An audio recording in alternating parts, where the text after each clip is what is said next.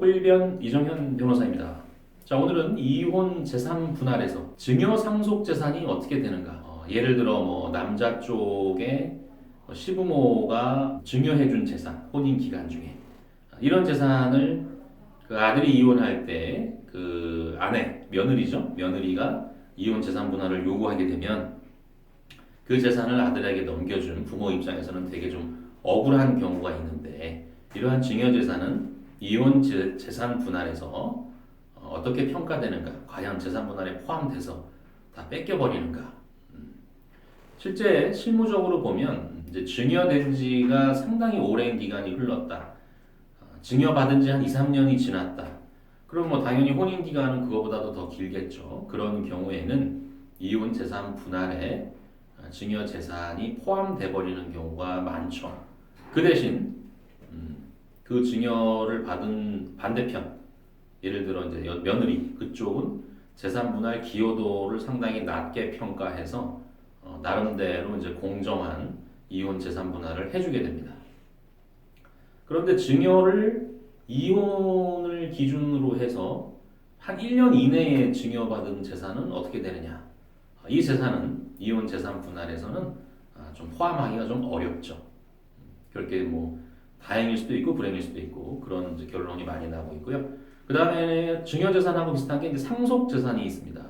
상속 재산은 예를 들어 부모님 중에 누가 돌아가셔서 재산을 물려받았는데 그로부터 또 얼마 되지 않아서 내가 이혼을 해야 되는 경우에 나의 배우자에게 이 상속 재산이 이혼 재산 분할 대상이 되느냐? 이건 증여 재산하고 비슷합니다. 상속을 받은 지가 상당한 시간이 지났다면 그 재산에 대해서도 배우자의 기여도가 있다.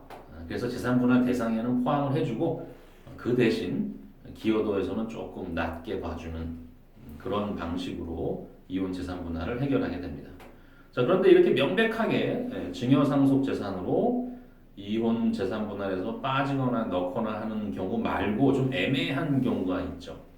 보통 2년 이내에 증여 상속 받은 재산들 이런 경우, 또는 사실상 아버지가 아들에게 명의만 넘겨주는 경우, 그러니까 명의 신탁을 보통 했다 그러죠.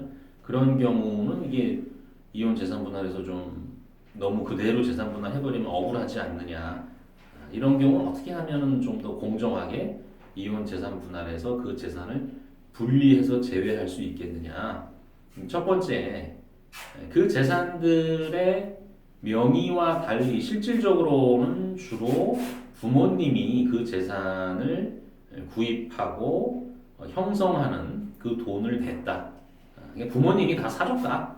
이런 점을 좀 강조를 해야 되겠고, 더 중요한 거는 그 부동산이나 다른 기타 재산을 부모님이 꾸준히 관리를 해왔다. 예를 들어 오피스텔을 아들에게 증여를 했지만 그 오피스텔에 월세 보증금 또 월세 자체 그것들이 다 부모님이 받아가는 거였고, 또 재산세도 부모님 계좌에서 재산세가 지급이 됐다. 이런 것들을 입증하면 이혼 재산 분할에서 증여 재산 또는 명의 신탁된 재산들을 좀 제외할 수 있는 그런 경우도 있습니다.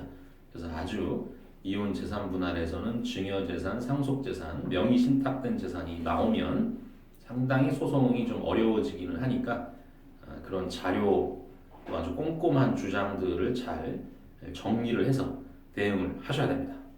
자, 이상 마치겠습니다.